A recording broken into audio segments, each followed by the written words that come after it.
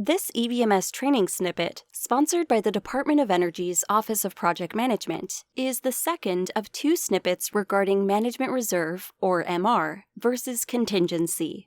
The purpose is to provide a common understanding within DOE and among DOE contractors, and to provide consistency. Snippet 6.3a is a discussion of management reserve and contingency concepts, purposes, and uses. Snippet 6.3b is a discussion of different management reserve and contingency detailed scenarios. This snippet provides detailed scenarios of how normal project changes impact the performance measurement baseline, management reserve, projected variances at completion, and DOE contingency. A project hierarchy is shown to refresh viewers of a project hierarchy. Note to refer to Snippet 1-11, Varying Project and Contract Structures, or the DOE EVMS Gold Card for information relative to the relation of the Contract Budget Base, CBB, and Project Budget Base, PBB. We are going to walk through several scenarios to demonstrate how changes in the project impact different elements. To simplify our examples, we are not including profit, fee, or other direct costs, ODC. For all of the scenarios, the information will be presented in a table, a bar chart, and in an S-curve. For the first scenario, we have an example of an active project.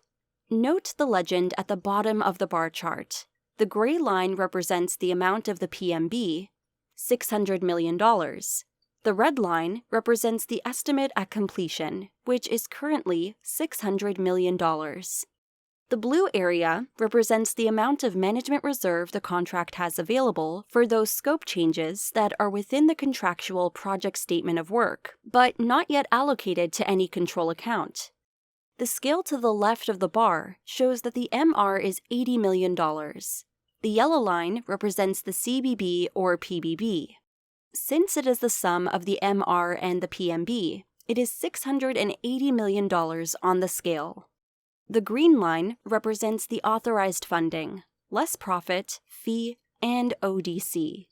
At this point, the authorized funding from the DOE to the contractor is $680 million. The DOE customer's contingency is not part of the CBB or PBB. Therefore, it is above that point and is shown in orange.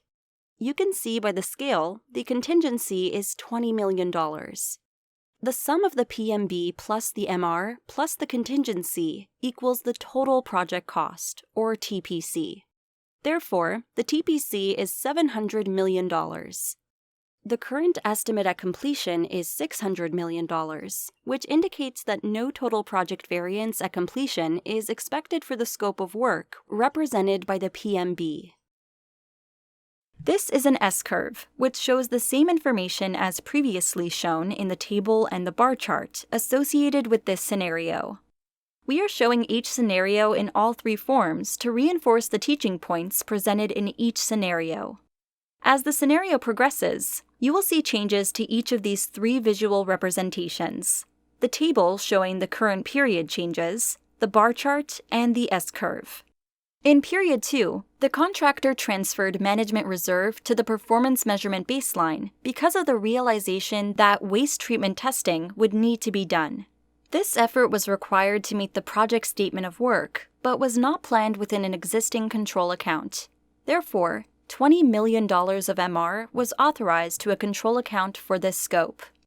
Because of the internal application of budget for the waste treatment testing, the performance measurement baseline as well as the estimate at completion increased by $20 million. No contingency was used because the scope was not new to the project requirements, and there was no additional funding impact for the customer. Because $20 million worth of management reserve was transferred to the performance measurement baseline to conduct the waste treatment testing scope that was not previously included in any control account, the PMB, gray line, and EAC, red line, is now at $620 million, while the MR is reduced from $80 million to $60 million. Note that the contract budget base remains at $680 million, since the sum of the PMB, now $620 million, plus the MR, now $60 million, equals $680 million. Because this was an internal application of budget from MR, the CBB or PBB, yellow line, authorized funding, green line, and contingency, orange area, did not change. The only changes to the S-curve were that the PMB and EAC increased by $20 million, and the MR was reduced by $20 million.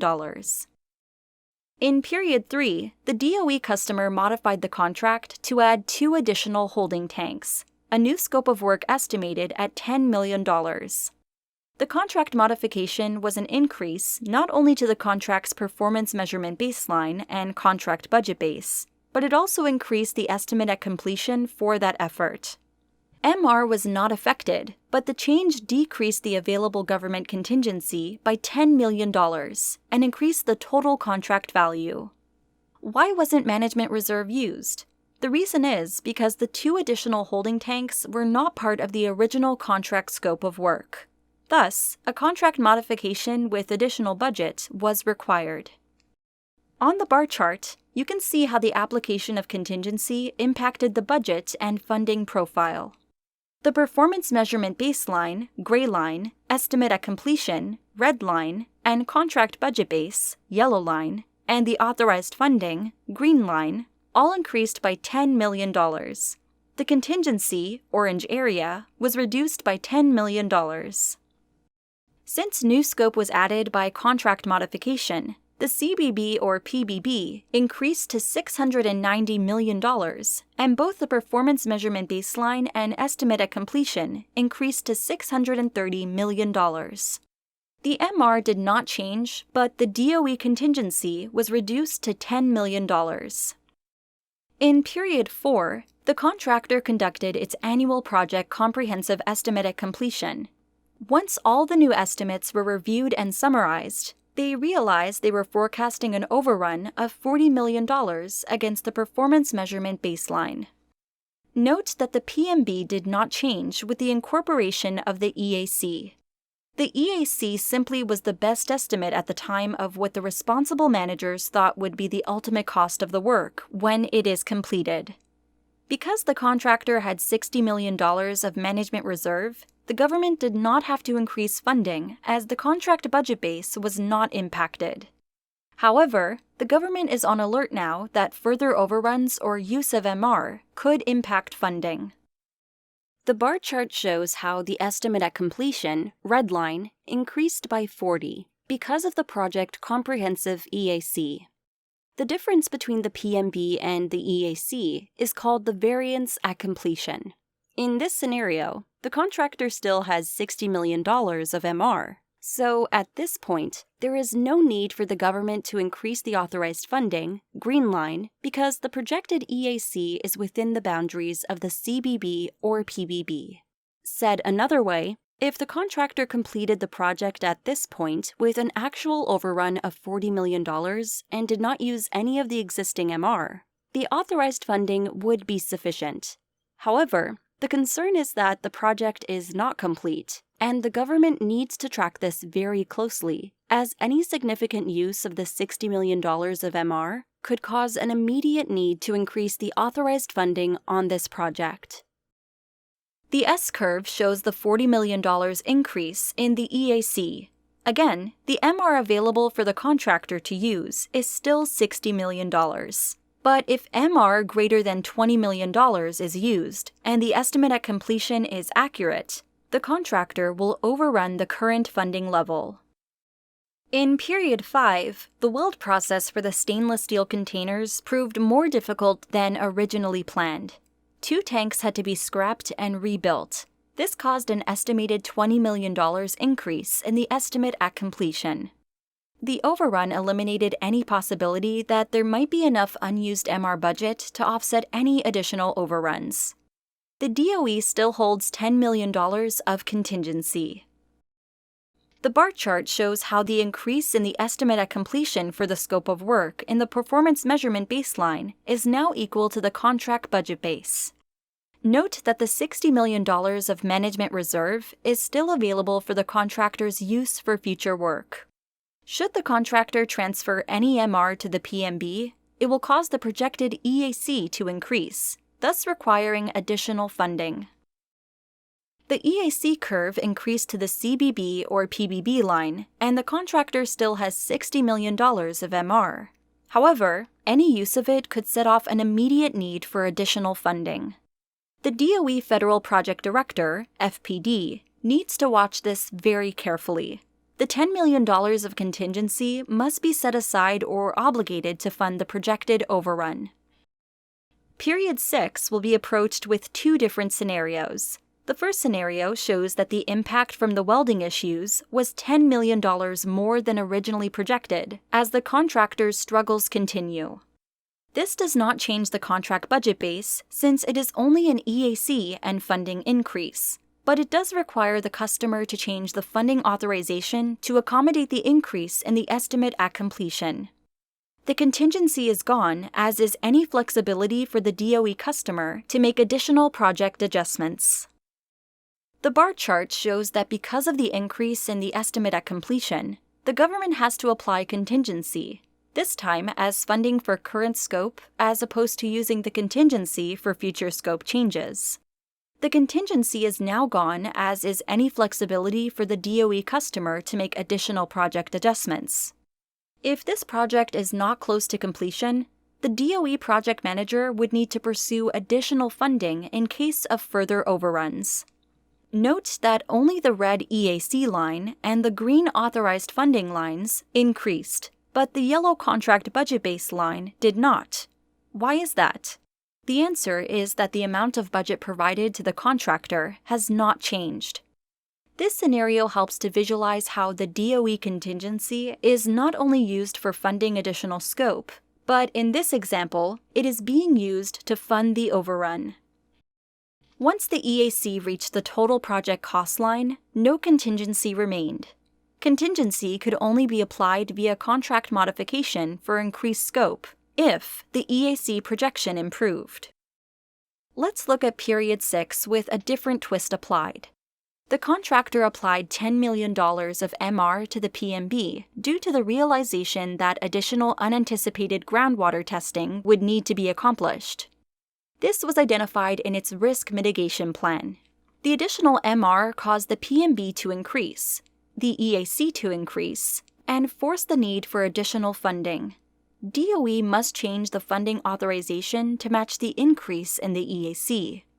The contingency is gone, as is any flexibility for the DOE to make additional project adjustments. The only difference between the first scenario for period 6 and this second scenario is that the gray performance measurement baseline line increased to show the transfer of budget from MR to the PMB for an internal scope change. The PMB increased to $640 million, and MR was reduced to $50 million.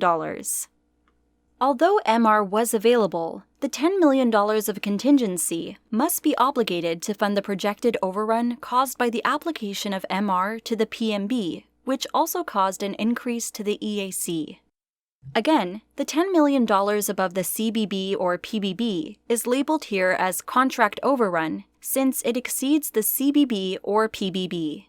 The variance at completion, or VAC, estimated at $60 million, less than $10 million contract overrun, is considered estimated PMB overrun. What this means to the DOE is that if the contractor were to use any MR in the future, an increase to the authorized funding would be likely. DOE may need to take action to execute a baseline change proposal, referred to as a BCP, to increase the TPC, thereby making additional contingency available based on current projections, and ensuring sufficient funding authorization is in place to complete the project. In this scenario, the EAC reached the total project cost line because of the use of MR, which also caused an increase to the EAC. Again, there is no contingency remaining. The point of these two scenarios for period 6 is to demonstrate that in either case, the contingency is depleted. In period 7, the contractor received authorization to implement and report an over-target baseline, OTB. Recall that an OTB is a baseline that exceeds the contract budget base. which becomes a new performance measurement baseline for management purposes. The CBB or PBB is not adjusted as a result of an OTB. In EVM terminology, before an OTB, the sum of the budgets distributed to control accounts and summary level planning packages, plus undistributed budget, UB, and management reserve, MR, equals the CBB or PBB, which also equals the tab. After the OTB, the tab exceeds the CBB or PBB. The difference between the new tab and the CBB or PBB is the amount of the new performance measurement baseline, which resulted from the overrun and revised EAC, as well as the reduced amount of management reserve. Establishment of an OTB entails adding budget for the work remaining to be performed and possibly adjusting variances, cost, schedule, or both. For more detailed information on an over-target baseline, please refer to snippets 1-5A and 5B. Let's take a look at how the OTB looks on our bar chart. The post-OTB management reserve, blue area, is $20 million. The post-OTB performance measurement baseline, gray area, increased from $640 million to $710 million. The contract budget base, as shown by the yellow line, remains at $690 million, since this is an OTB, not a change in scope. The authorized funding is $730 million, as shown by the green line. The EAC, red line, increased by $10 million since period 6. By definition, the OTB is the PMB, $710 million, plus the MR of $20 million, minus the CBB or PBB of $690, which equals $40 million. The sum of the OTB, $40 million, plus the CBB or PBB, $690 million, equals the tab at $730 million. Let's take a look at how the OTB looks on our bar chart. The post-OTB management reserve, blue area, is $20 million. The post-OTB performance measurement baseline, gray line, increased from $640 million to $710 million. The contract budget base, as shown by the yellow line, remains at $690 million, since this is an OTB, not a change in scope. The authorized funding is $730 million, as shown by the green line. The EAC, red line, increased by $10 million since period 6. By definition, the OTB is the PMB, $710 million, plus the MR of $20 million, minus the CBB or PBB of $690, which equals $40 million. The sum of the OTB, $40 million, plus the CBB or PBB, $690 million, equals the tab at $730 million. The new TPC, tab, PMB, along with the OTB and over-target schedule, OTS, are shown on this S-curve chart. From the examples that we have shown throughout this training module, the need for funding status is apparent. The DOE FPD can use the PARS EAC Funding Requirements Report to track whether sufficient funding is available to complete the project. An example of the report in PARS is shown. Major components of the total project cost, TPC, are plotted in a stack column. This allows the analyst to identify the current balances of each major TPC component, mainly DOE contingency and CBB or PBB. Further analysis should look at how the contractor's reported forecast, EAC, is plotted against the TPC, and if additional funding may be required to complete the project. Extreme increases in the EAC may indicate that an over-target baseline should be considered. Focus area for analysis include a comparison of the contractor's reported forecast, EAC, against the total project cost to determine if additional funding may be required to complete the project. Verification that all components of total project cost are being accurately reported.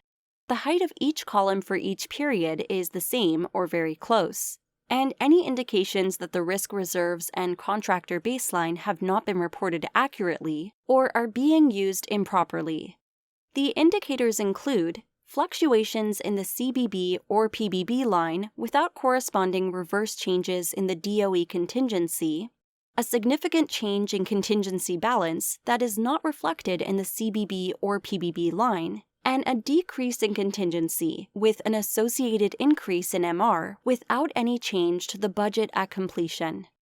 The EAC Funding Requirements Report is located in PARS. Select Project Reports, then select the Project Summary Excel Workbook and click on the EAC Funding Requirements tab.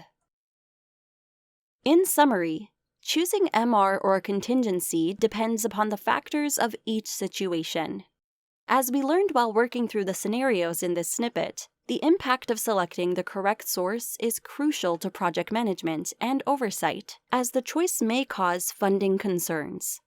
The EAC Funds Requirement Report provides a visualization of each of the PB components and fluctuations, indicating concerns with remaining risk reserves and project cost variances that may signal insufficient funds to complete the project. Please refer to Snippet 6.3a for information relative to MR and contingency concepts, purposes, and uses. For additional information relative to EVMS procedures, templates, helpful references, more snippets, and training materials, please refer to DOE-PM's external EVM homepage or the internal max.gov PM library. Check back periodically for updated or new information. Thank you for using the Snippet library.